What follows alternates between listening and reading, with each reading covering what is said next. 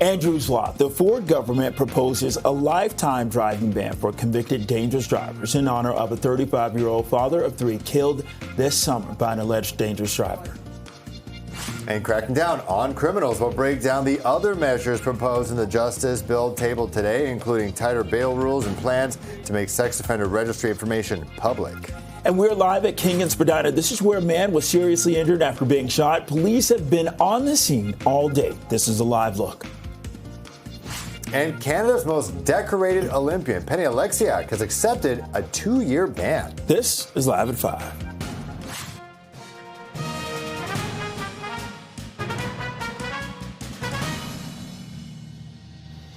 Good evening. I'm Bakari Savage. And I'm Phil Perkins. Here's our top story. The Ford government has tabled a justice bill today that includes stronger dangerous driving laws in honor of a 35-year-old father of three who was killed in August. Okay, let's go live to CP24's Beatrice Vaisman.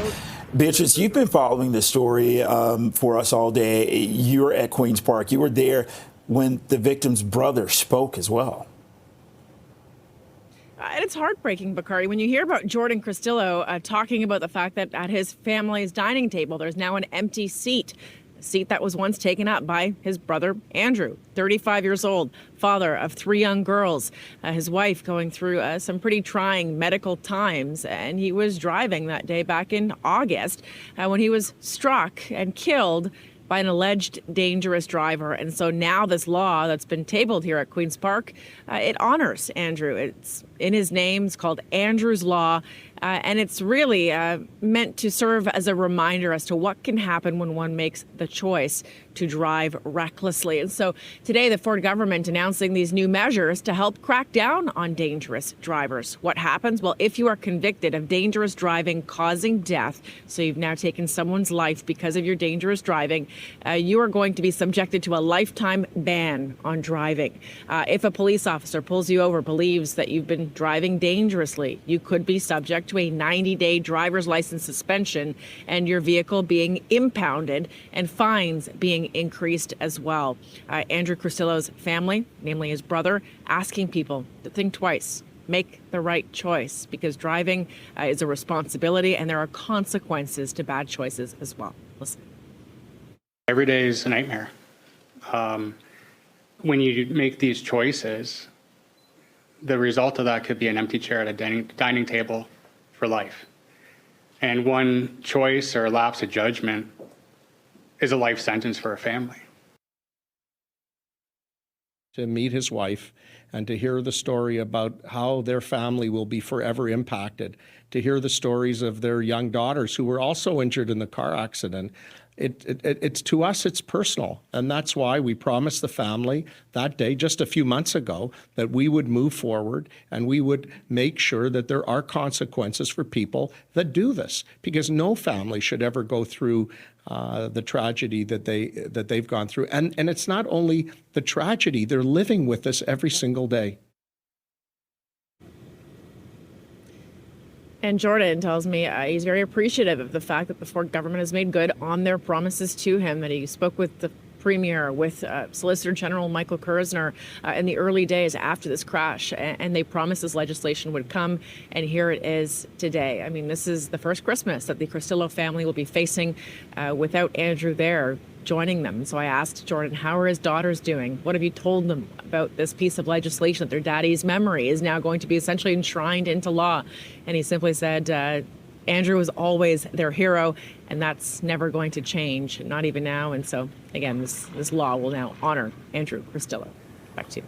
Just brutal stuff. Thanks so much, Beatrice, from outside Queen's Park. Well, sticking with some things that were changing over at the legislature, the bill called Keeping Criminals Behind Bars Act also contains tighter bail rules, plans to make some information from Ontario's sex offender registry public, and measures to protect dogs and cats from animal testing. Okay, for a closer look at some of the proposed changes, we're joined live in studio by CP24's crime analyst, Steve Ryan. Steve, let's talk about the sex offender registry. What's going to be different and why? So as it stands right now, the police can issue a public safety bulletin if somebody who is on that registry is released back into the community. They will release this picture, or their picture rather, the community that they're going into, not their address, and perhaps the charges or the convictions that they have. And that's done in the name of public safety.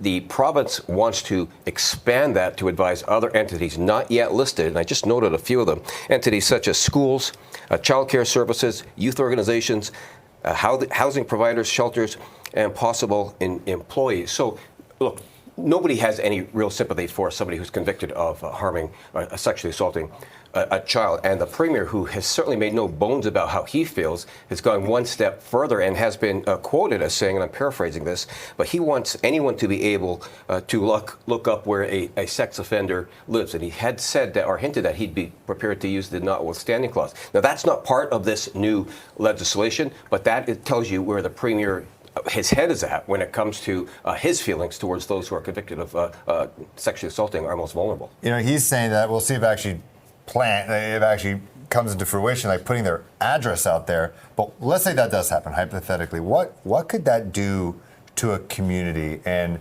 their thoughts of, are they safe, and could someone potentially put actions into their own hands? Well, I think that is the main reason why the addresses aren't really specific addresses, because you'd be looking at vigilantism, and your feelings are that one way or the other. But we might be looking at a lawless sort of society. So this is why when the police release a picture, they can blast the picture out everywhere on social media. They just don't give the exact address. But what that does do, if somebody who is a registered sex offender goes into your child's school or applies to be a coach, at this point, you're hoping that people will recognize who he is.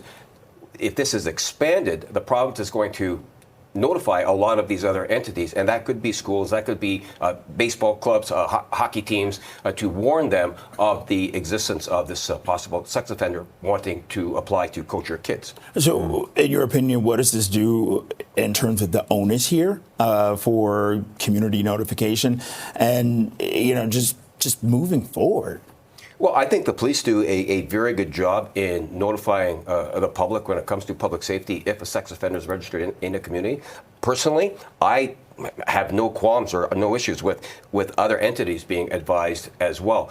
There is some concern when it comes to the possibility of a person's address being released, and that's got nothing to do with the sympathizing with that person who's been convicted. It's just got to do with the laws in society, and we don't want to live in a society where people take the law into their own hands and hunt somebody down because they know now where they are living. That's my thoughts on that. And in a way, could they almost figure it out on their own anyways? If you don't release the address, but we have the photo, we understand the area, and then someone does apply, let's say, to be a coach, and they're on that list. Yep. People have the internet. There's neighborhood Reddit chats. Like, people figure it out. Yeah, well, that's the chance you take, I guess, right, when you harm a child and you are convicted, and it's the public has the right to be warned, and that's what the police do. By going down to narrowing down exactly what unit a person lives in, I think that's taking it one step too far, and that could then invite those who want to cause harm to go do it. But if you're going to harm a child and you're convicted, and the police release your picture, that's that's on you. Yeah. But as far as releasing an exact address, I think that's problematic. Okay, CP24's crime analyst Steve Ryan, thank you. And police are investigating a shooting downtown. It left one person badly hurt. Yeah, officers were at King and Spadina, right downtown. The shooting happened around 4:45 in the morning. Officers found a man in his 20s suffering from gunshot wounds. Paramedics say the victim was taken to hospital with serious injuries, but they're going to be okay. We're still at the gathering stages. We received numerous calls from witnesses advising of multiple gunshots being heard and a male being shot. Where, as I said, this happened, it was still dark at 4:45.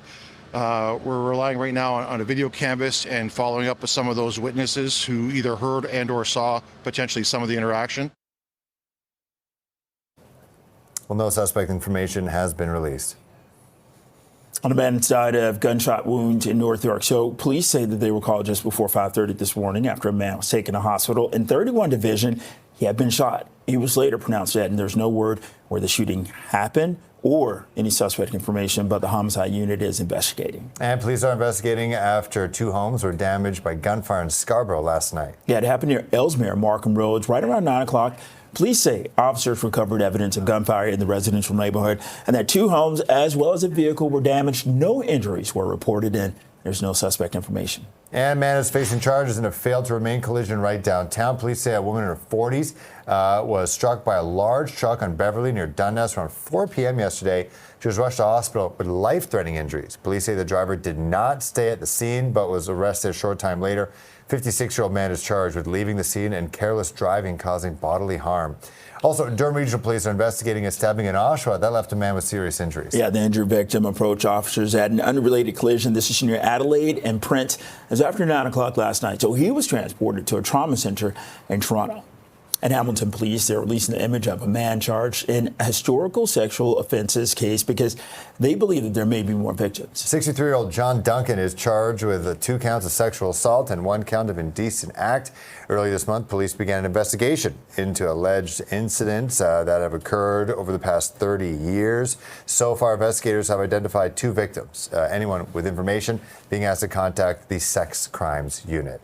All right, it's 5:10. Let's take a look at traffic. It's rainy out there. How's that affecting the flow of stuff? Oh, it is a slow go, Phil, out there on the major routes. Because of the rain, you're going to have to double your time to get to where you need to be. It's a slow drive. And then adding to the slowdowns, a lot of issues. So we'll start with this long-standing collision. It's been here for about 2 hours. This is the westbound lanes of the 401. Just as you make your way through Weston Road in the collectors, it's the left lane blocked with this collision. So backing up the drive now from before McCowan. Then further west on the 401, pretty significant issues. Just a stalled transport truck. It does have the center lane blocked, but there are pylons in place. So if you're headed through here, drive with a bit of extra care. Rest of the 401, it's a slow go. Heavy rain coming down through Midtown. If you're on the northbound lanes of the Don Valley Parkway, north and southbound for that matter, heavy between the 401 and the Gardner. And speaking of the Gardner, saw again slow as you make your way out of and head in to the downtown core. Outside of camera view, we have a collision on Western Road near Jane, and some fantastic news if you're headed to the downtown core and King Street is your route. Since been reopened following a police investigation, it had it shut down since the morning between Spadina and Brent. This CP24 traffic report is brought to you by 407 ETR. Enjoy the journey with a stress-free commute. It's 5:11, 6 degrees. This is Live at 5. Coming up, NDP leader Marit Stiles requests the Integrity Commissioner to probe the Skills Development Fund.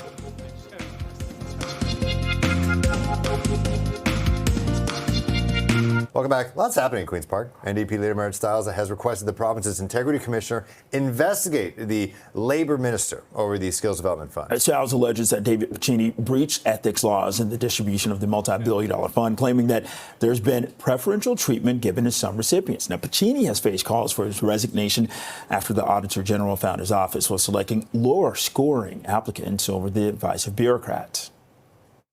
It looks like the minister will not come clean. I have been asking him questions every day for now almost 6 weeks since the legislature came back, and he refuses to answer. In fact, he's kind of throwing around all kinds of excuses. He's blaming everybody and not taking any responsibility.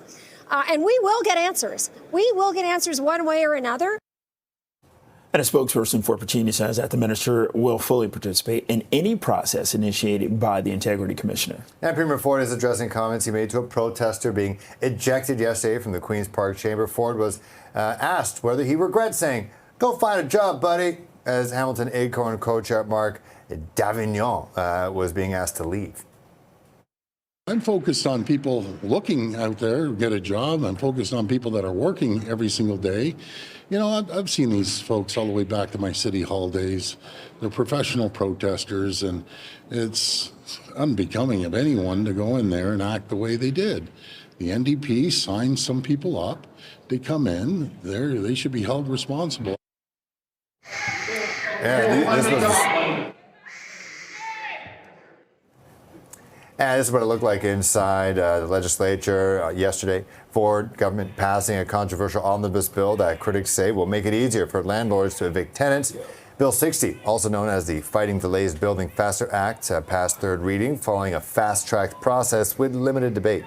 Okay, the city's expanding a program that helps youth prepare to work in parks and recreation. A program called Building Skills Through Recreation provides free employment readiness, such as training and certifications. It's designed for young people aged 15 to 24. The city is doubling the program's capacity to allow up to 2,000 young people to participate next year. Every young person in Toronto deserves the first chance, the first job, the first moment someone tells you, you can do this. We all remember our first job, not just because of the paycheck, but because of what it gives us: confidence, independence, and a sense of belonging. Today, we're making sure thousands more young people across Toronto get to feel that same sense of possibility. The city says the cost of expanding the program is about $1 million. Certification covers jobs including lifeguards, camp counselors, and other roles. It's 5:16, 6 degrees. This is Live at 5. And we're live in Scarborough, where Canadian music and media personalities are raising support for Hurricane Melissa recovery.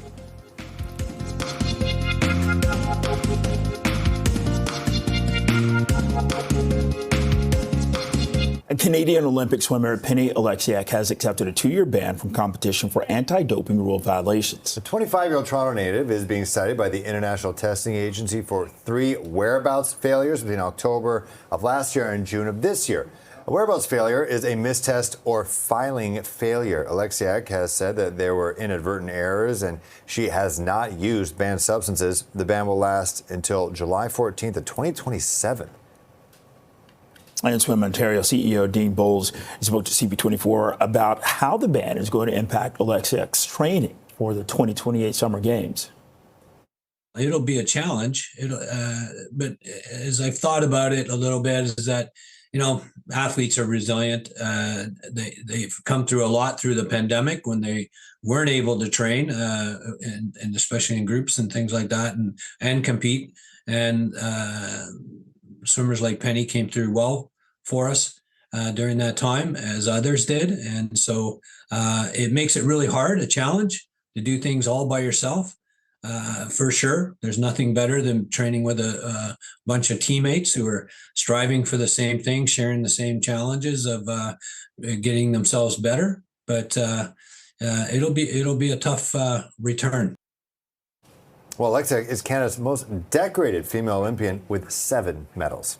Well, legendary curler and broadcaster Colleen Jones has died after a fight with cancer. Jones won her first Canadian Women's Curling Championship in 1982, becoming the youngest skip to win the competition. Her team won 4 straight Scotties Tournament of Heart titles from 2001 to 04. The Halifax native joined CBC Nova Scotia in 1986 before working at CBC News World as a sports and weather presenter. Jones was inducted in Canada's Sports Hall of Fame in 2016. Her son, Luke, announced her death on social media, saying she passed away this morning surrounded by family. She was 65. Well, Canadian music and media personalities are coming together in Scarborough tonight to help support Hurricane Melissa recovery efforts in Jamaica. Yeah, for more on the event and what's being headlined by Toronto's own Cardinal Official. Let's go live to CP24's Andrew Brennan. Andrew. Yeah, so everyday rude boy, occasional chef, apparently, it seems like. The man himself is basting some chicken right now. All right, well, Mr. Cardinal Official. Yes, sir. Careful, it's hot in here. It is very hot in here. Careful, I can already feel it on my just profuse sweating already. How are you feeling? Master Chef, this is for a plate or for a box? Master Chef, plate or a box? This is a plate or a box? Plate? Okay, we need a plate. We need a plate. We need. Well, you have to talk to us. What's we need a plate. The idea, the impetus for something like this? This is a very interesting way to help people that were affected by Hurricane Melissa. What brought you here? Well, you know what? Shout out to my great friends and family at Nando's. Sorry, 1 second. There you go. I can help plate. They were one of the first to put their hands up to say, listen, we see the devastation that's happened in Jamaica. We want to be able to help somehow. What can we do? And we came together and came up with this awesome idea for tonight, which is called Feed Your Family, Feed Jamaica. So between 5 and 8, everything that is being bought in here is going to the Bob and Rita Marley Foundation to help with the hurricane relief and to also build a sustainable future for Jamaica. So listen, it is an estimated almost $10 billion that it's going to take U.S.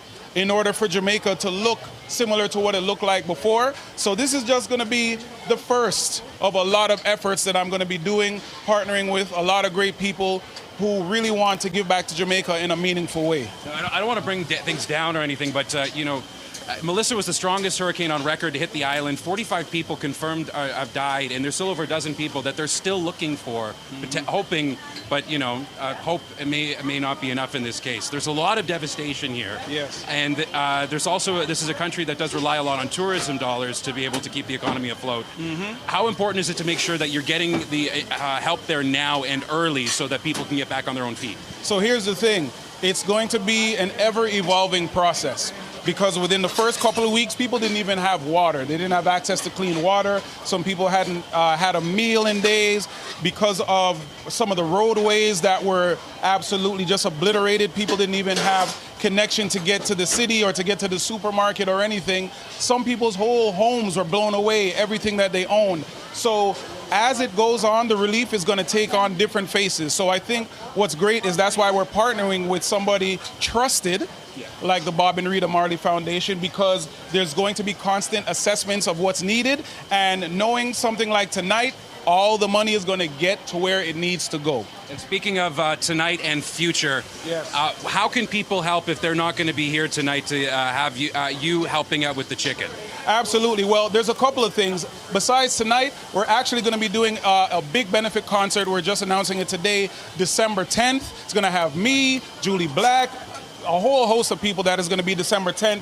But also you can continue to donate to people like the Bob and Rita Marley Foundation, Food for the Poor, Helping Hands Jamaica, and so many of our other trusted partners. I think what it is, make sure, this is important for me, make sure you do your research to the places that you're supporting so that we can make sure that all that money gets to where it needs to go. I really appreciate your time, sir, and I thank you for what you're doing. Are you going to baste? I would love to. Are you going to, Master Chef, what can you baste? Can I help?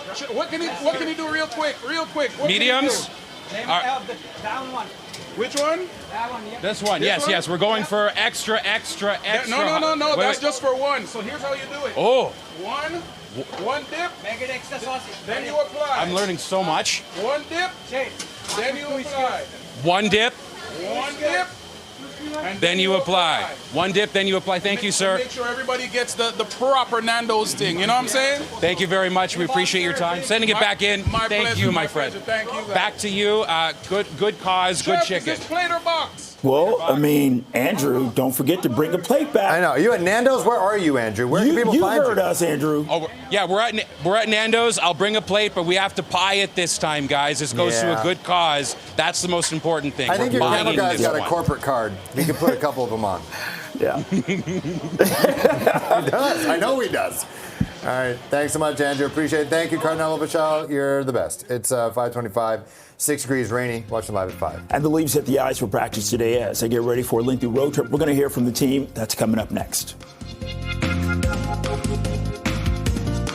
Well, the struggling Maple Leafs, they're continuing to gear up for a lengthy road trip.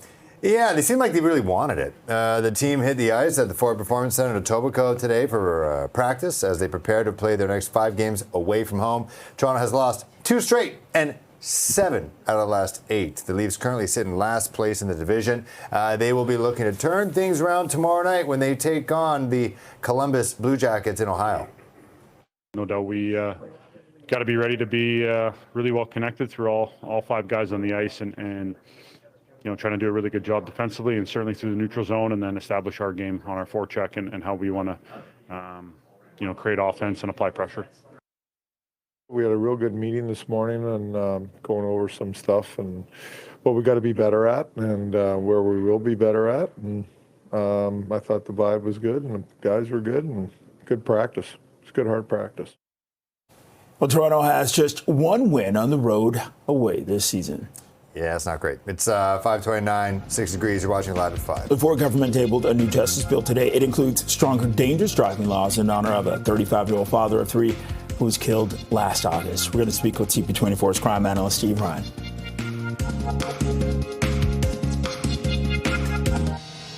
Andrew's Law, the Ford government proposes a lifetime driving ban for convicted dangerous drivers in honor of a 35-year-old father of 3 killed this summer by an alleged dangerous driver. In cracking down on criminals, we're going to break down the other measures proposed in the Justice Bill table today, including tighter bail rules and plans to make sex offender registry information public.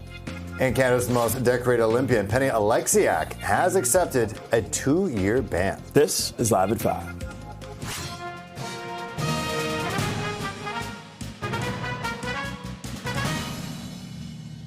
Good evening, I'm Phil Perkins. I'm Bakari Savage. Welcome to Live at 5. So the Ford government has tabled a justice bill today and includes stronger dangerous driving laws in honor of a 35-year-old father of 3 who was killed in August. Yeah, let's go live to CP24's Beatrice Vaisman, who is following this story from Queen's Park. And it really did seem like, among other stories, this really hit home for the Premier.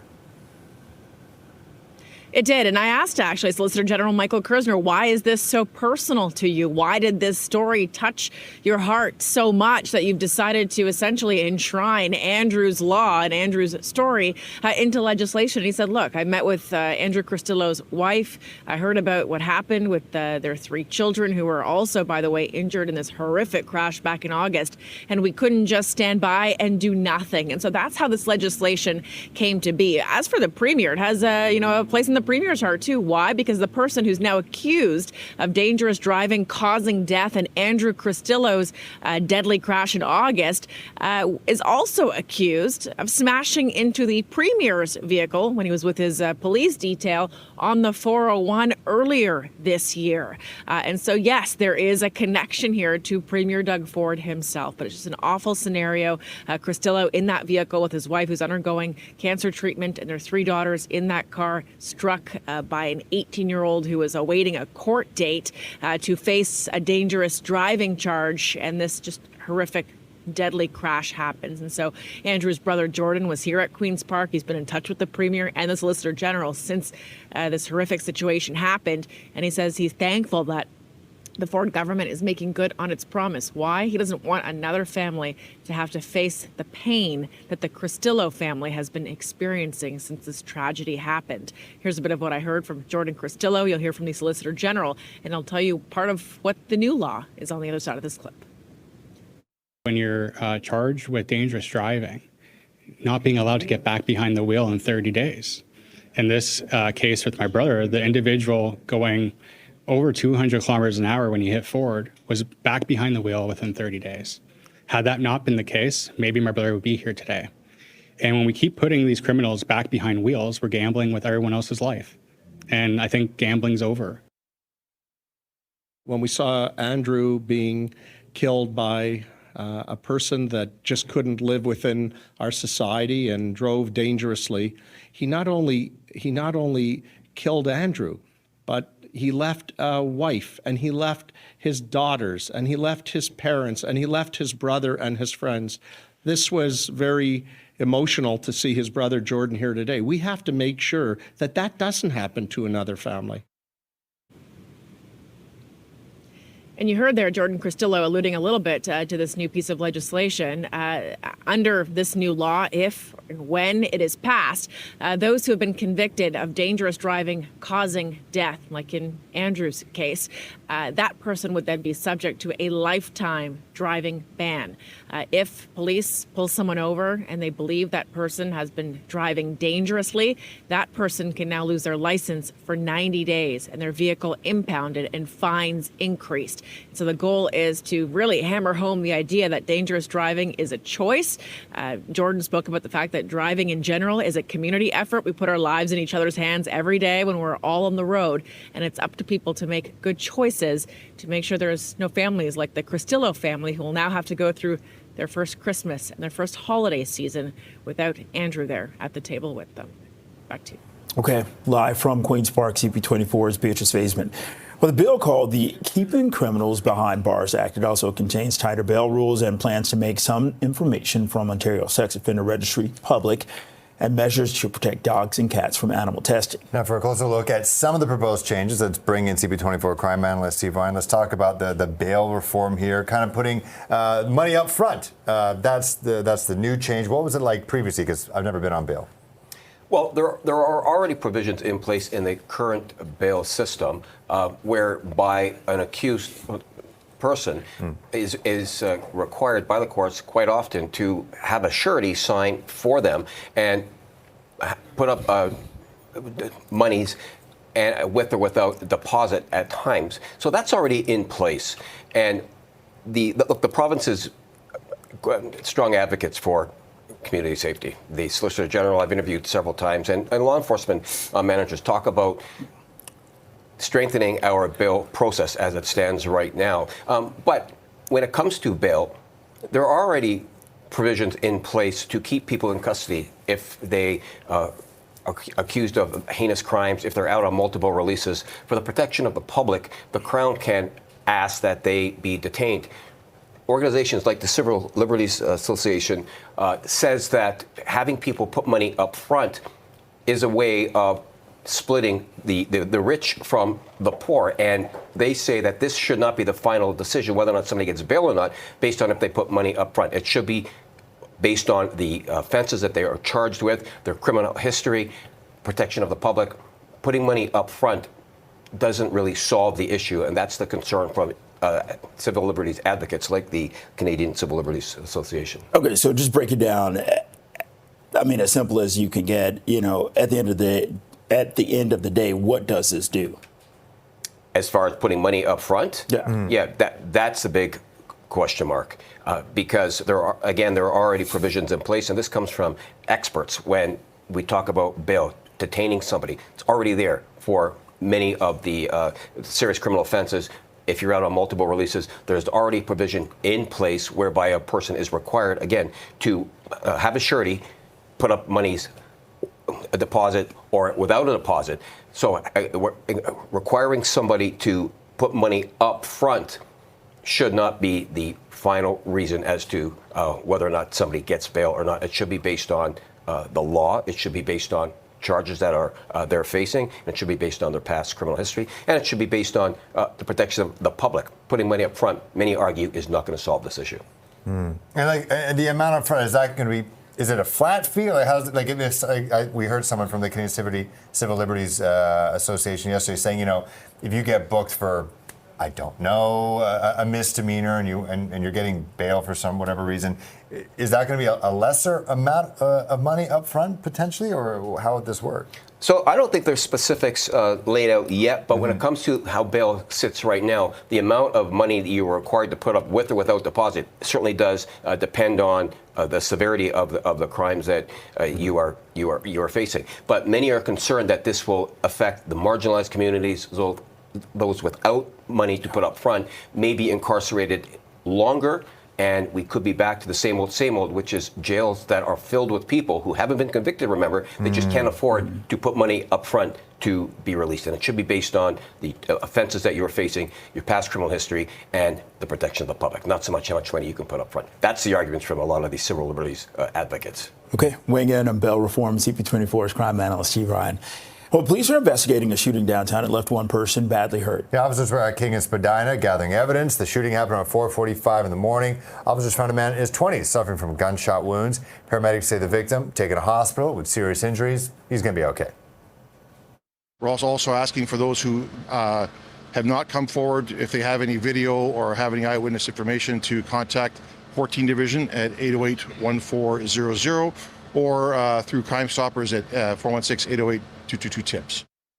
No suspect information has been released. All right, let's take a look at traffic for a second time this hour. Here's Adrocia Yabwa. Is it still raining? I guess it's still raining, unfortunately. Definitely make sure those wiper blades are working. So if you're headed out, it's going to take you a while to get to where you need to be, unfortunately. And then adding to the wet drive, we have problems that are happening as well, Phil. This is on the Gardner westbound. Was problem-free, not the case anymore. So westbound Gardner, just as you make your way past Spadina, the stalled vehicle has the center lane blocked. No Toronto transportation or emergency crews on scene, so that's adding to your very, very slow drive through the rain from well before Cherry Street. Then on to the Don Valley Parkway. Looks like it's starting to get a little bit easier on the northbound side. It's slow now from north of Dundas all the way up towards Highway 7 on the northbound 404. And if your travels take you towards the 401, just take a peek. It's wet, soggy, and slow across the top of the city, but all earlier issues have cleared. Off the major routes, we're dealing with a collision on Warden and Ellesmere, also a collision on Queensway right at the East Mall. I'll send it back to you both. Okay, thanks, Aj. You're welcome. It's 5:41, 7 degrees. This is Live at 5. Coming up, Premier Ford was asked today about telling a protester at Queen's Park to, quote, get a job. Well, here are his comments about that next. Premier Doug Ford's addressing comments that he made to a protester being ejected yesterday from the Queen's Park Chamber. So Ford was asked whether he regrets saying, "Go find a job, buddy," as Hamilton Acorn co-chair Mark Devignon was being asked to leave. I can tell you, if we brought our supporters in, they acted that way, oh my goodness, it's a whole different story. But you're the premier for all Ontarians, including professional protesters. Is it becoming of the office to tell anyone to get a job? Well, you know something, at the end of the day, they do have a job, by the way. They're getting paid by, the groups that are in there. But I'm focused on the people that are looking for a job, that are out there, that have a job, and they're working hard. So that's what I believe in.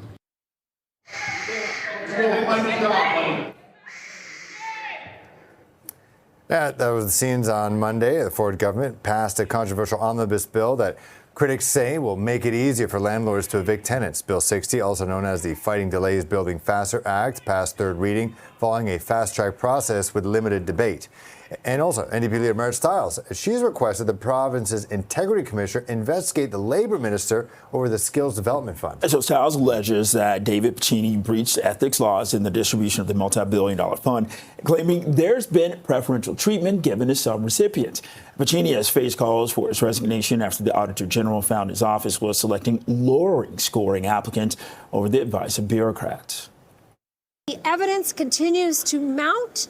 Leafs tickets, the Paris wedding, the donations to the Minister of Labor's riding that have skyrocketed ever since he took control of this billions of dollars fund. And we're going to continue raising these issues. A spokesperson for Piccini says the minister will fully participate in any process initiated by the Integrity Commissioner. It's 5:45, 7 degrees. This is Live at 5. And we're live in Scarborough, where Canadian music and media personalities are raising support for Hurricane Melissa recovery.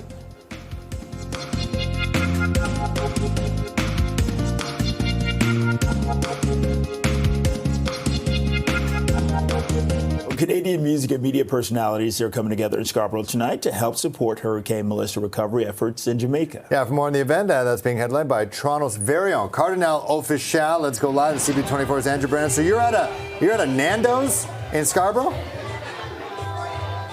Yeah, I'm at a Nando's in Scarborough, and I'm not going to say which one because I want you two to finish the show, because you're not going to finish the show, and if I tell you where it is, you'll come here and get chicken. And that's not what we want. We need you guys to do the news. So I'm at a Nando's, where I won't tell you, but for a good cause. The proceeds from Cardinal Official cooking some chicken for folks here at this Nando's, going to the Bob and Rita Marley Foundations. They have a particular relief fund. And when we were talking with Cardi earlier, he was very specific that this is important to him. There have been counterfeit groups trying to take advantage of people's goodwill. He wants to make sure that the money goes to trusted, reputable groups to ensure that this helps Jamaica rebuild and thrive for years to come. Hey guys, I know you didn't know that what was going on before you got here. How's the chicken? The chicken is the best. Does it feel? Does it taste better knowing that this money goes to? It's going to help people in Jamaica rebuild. What do you think? That's number one thing to do. Exactly, and you also get to eat some food, yeah? Yeah, that's for sure. Well, hey, thanks very much for your time. You doing good? Of course. Yeah, chicken good? It was excellent. Do you feel better, like mildly better about yourself, knowing that you just bought dinner and help people do some good? 100%. And thanks for your time. I appreciate you. Okay, I only have a second, and I'm going to very quickly. You've been my favorite person I've met tonight. Can I just ask you one question on live TV? Because you're wonderful. Very quickly, because you're so nice.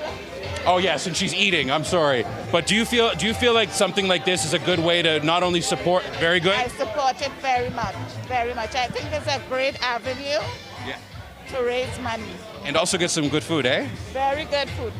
So tough. Thank you so much. I appreciate your time. I'm sorry, what was your name one more time? Suzanne. Suzanne. It was so nice meeting you. Thank you again. You too, darling. Oh, lovely seeing all of you. Thank you. So yeah, Cardi's over there. Got some folks over here. Good chicken, good vibes. And it started with roots rock reggae and also good causes. All of this can come together. And you know what? I think it's time for us to get some chicken and help out too. I'm going to send it back to you both. It's time to help rebuild. That's what it's all about. Yeah, the key to anyone's heart is their stomach, and this is a great way to do it. Thanks so much, Andrew. Appreciate it. Well, Canadian Olympic swimmer Penny Oleksiak has accepted a 2-year ban from competition for anti-doping rule violations. The 25-year-old Toronto native is being cited by the International Testing Agency for 3 whereabouts failures between October of last year and June of this year. A whereabouts failure is a missed test or filing failure. Oleksiak has said these were inadvertent errors and she has not used banned substances.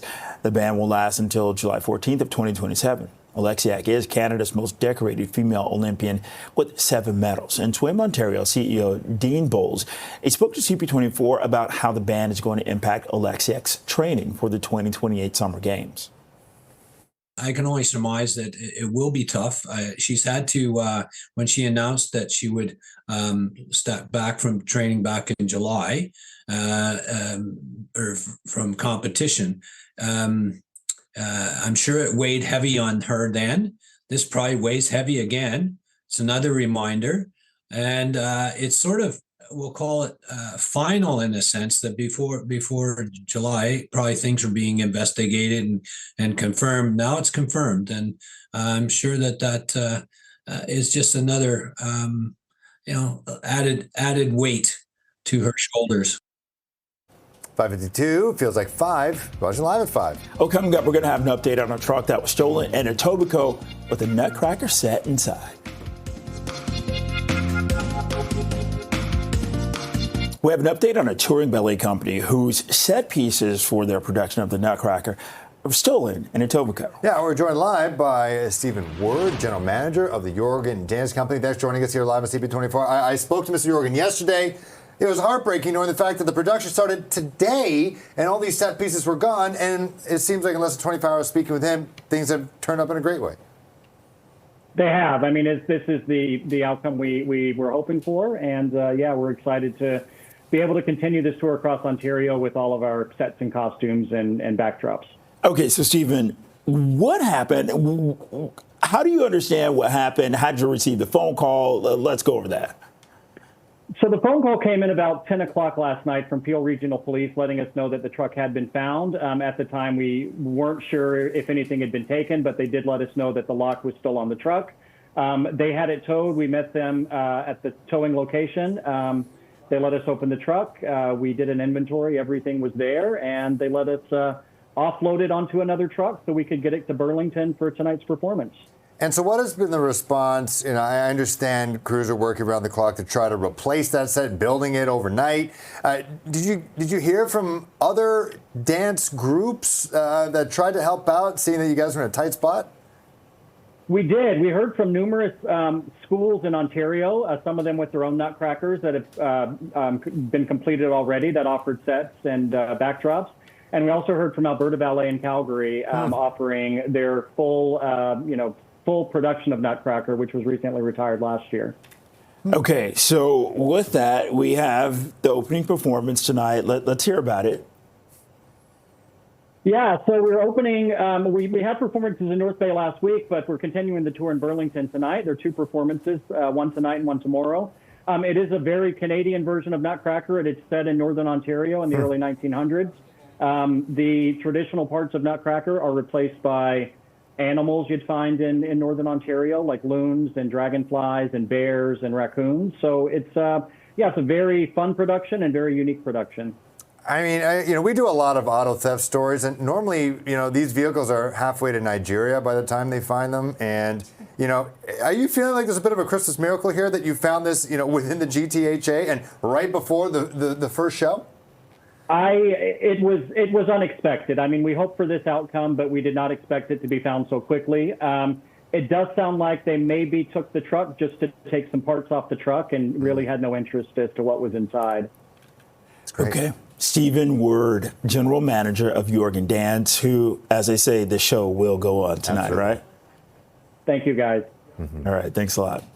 Well, the votes are in. The names for 2 new Komodo dragons at the Toronto Zoo have been chosen. I cannot wait. The 4-year-old Komodo dragon siblings Rhea and Como were selected after more than 10,000 votes. The zoo says Rhea has spent a lot of time scurrying around her habitat and has discovered a great vantage point up in a tree. Her brother Como will remain in the Wildlife Health and Science Center for the time being and will be rotated into the habitat in the near future. Those things are dinosaurs, Bakari. They're wild. Well, right now it is 5:58, 7 degrees. This is Toronto's breaking news, CP24. We come back. A male victim has life-threatening injuries after stabbing near Dufferin and Eglinton. We have a crew heading there right now. Thank